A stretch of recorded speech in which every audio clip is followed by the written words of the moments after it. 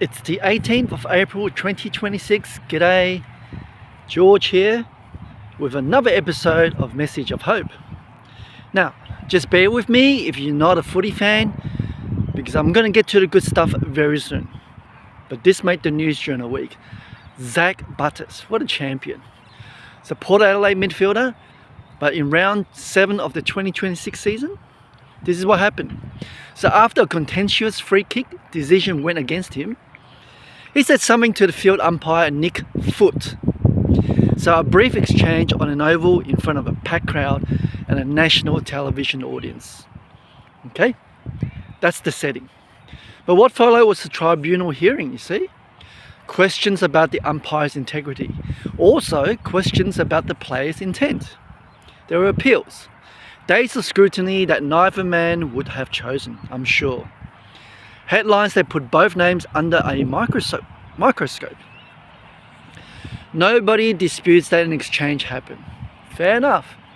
The argument is entirely about what words actually were, the exact phrasing, the precise intent behind a few syllables. And as I record this, the matter is still unresolved in a way. Nick Foot's weekend roster is in question, and of course the player Zak Butters' reputation hangs on what was or wasn't said to the one person on one afternoon. Think about that, one sentence, and that fallout from it is still landing.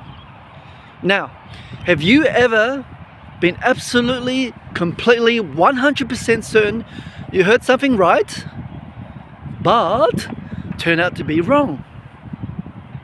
Now this reminds me of a Seinfeld episode. If you want to look it up, it's in season 5 episode 6 called The Lip Reader. George is at a dinner party and his girlfriend is across the court talking to another guy. He can't hear her but relies on a lip reader, which is George's girlfriend, to watch the conversation. Jerry's girlfriend, sorry. But the lip reader gets it wrong and George didn't know about it. And he becomes completely, totally convinced she said, sleep together. Well, he confronted her and the man, but she replied, she didn't. She said, sweep together. Very close, right? I guess if you haven't seen it, find it. The episode escalates in directions only a Seinfeld could manage. And it's worth watching your viewing tonight.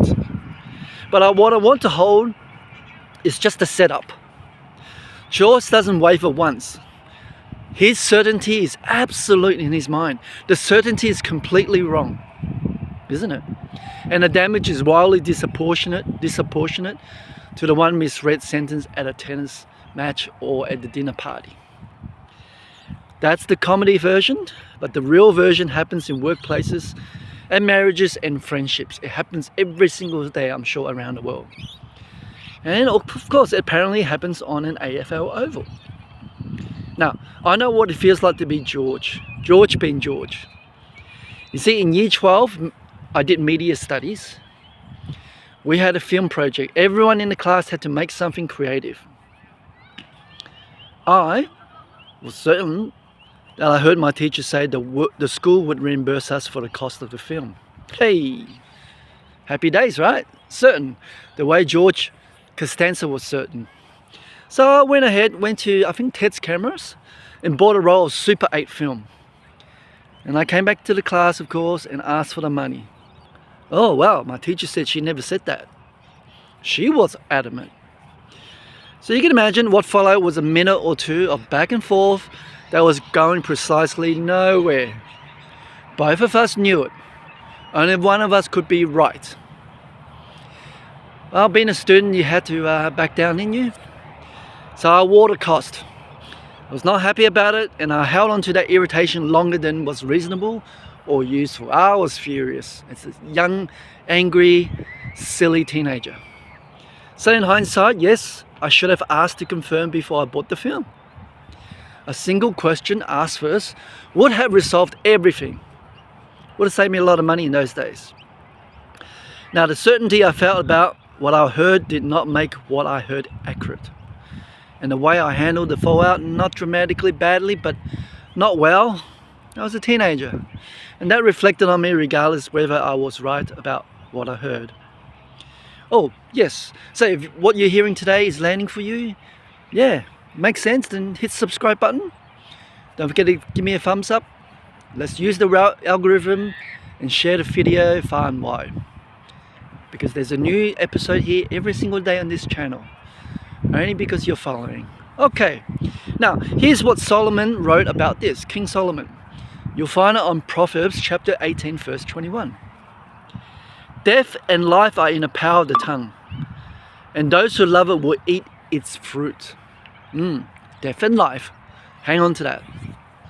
Didn't say about, it's not about inconvenience and benefit, not minor friction and minor reward. It's death and life. King Solomon's not reaching for drama. This is a man who presided over more disputes, more negotiations, more moments where words decided outcomes than almost anyone in recorded history. He watched long enough and widely enough to arrive at the sharpest summary he could write. After all, we were told he's the wisest man on earth. Okay, so the tongue is not just a small organ, is it? Because we tend to reach for that verse when the stakes are obvious. The deliberate slander, the lie told in public. Ever experienced those situations? The reputation dismantled over a dinner table perhaps. Those qualify absolutely, sure. But King Solomon does not narrow the verse. He says the power of the tongue, all of it, including the sentences delivered with complete confidence that turn out to be wrong. Of course, including misheard instruction that spiraled into a minute of back and forth with my year 12 teacher. Including the one exchange on that AFL oval that a tribunal is still unpacking. The most extreme case in all of history of words that's twisted beyond their original meaning is what happened to our Lord Jesus Christ at his trial. He has said it publicly with witnesses present. It's recorded in the Bible, right? Destroy this temple and in 3 days I will raise it up. He actually meant his own body, the resurrected body. It's a declaration of profound weight spoken in the open very clearly. But at his trial, those same words arrived as testimony against him. Yeah, but shifted, rearranged just enough. The witnesses quoted him as saying, I'm able to destroy the temple of God. Not an outright fabrication. It's the original sentence, because the original sentence was still recognizable inside a new one. It's just repositioned, just bent enough, just a little twist to turn a prophecy into a threat. And on the basis of that one twisted sentence, they call for his execution. How cruel men can be, and evil. Well, let me repeat again, on the basis of one twisted sentence. So if words as carefully and deliberately chosen as the words of Jesus could be repositioned to mean something he never intended, what does that tell us about the sentences we deliver in frustration? The ones said at midnight, the ones spoken with the kind of certainty that never stopped to ask, am I sure I heard that right? Am I sure I said that clearly? Again, death and life are in the power of the tongue. I'm going to keep repeating that. And here's the part I don't want you to miss.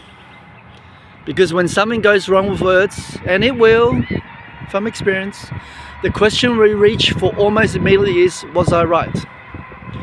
Me, was I right? Was I accurate? Was I justified in what I said? Did I hear it correctly? Now those aren't wrong questions, but they aren't sufficient ones for a person who takes stewardship very seriously. Because after all, stewardship of speech asks harder questions. Was I wise? Was I respectful? Was I self-controlled in the moment? Because it is entirely possible to be technically right and still handle a situation in a way that creates damage you didn't intend and cannot easily undo. Once it's said and spoken, damage is done. Now, I was probably right that my teacher said something about the reimbursement, probably, right? So long ago. The certainty didn't come from nowhere. It didn't matter how I pursued it once the dispute started. the back and forth that resolved nothing, the irritation I carried out of the room. Hey, none of that reflected well on me, really. Being right didn't fix what I had done with the moment. If you said something this week that landed wrong, and it's not for malice, but because the words outran the wisdom, because the certainty exceeded the care, well, here's the practical move. Go to the person. That conversation is uncomfortable, I know, but it's worth having. Then go to God. Okay? He was there when the words left your mouth, and He's the one who can restore what the tongue leaves in its wake, if you ask Him. Back to what I was saying, Zak Butters, Nick Foot, still unresolved as this goes to air, this episode. So one sentence on a football oval, a hearing, public scrutiny. I'm talking about character, integrity, examined under lights. Neither man asked for, really. I wish they could have avoided it, right? Again, death and life are in the power of the tongue. That's how powerful the tongue is. My friends, somewhere this week, you have your own version of that unresolved sentence, perhaps. I'm guessing. Because that's just life. Maybe you said it, maybe you heard it wrong. Maybe someone aimed it at you and you're still carrying it, those words. Yeah, it's like a dagger in your heart. Well, the question was never who wins the appeal. The question is, what does the steward of speech do next? And I pray that you have incredible divine wisdom to handle these situations. Until next time, you look after yourself. I'll see you on the next episode. Bye-bye.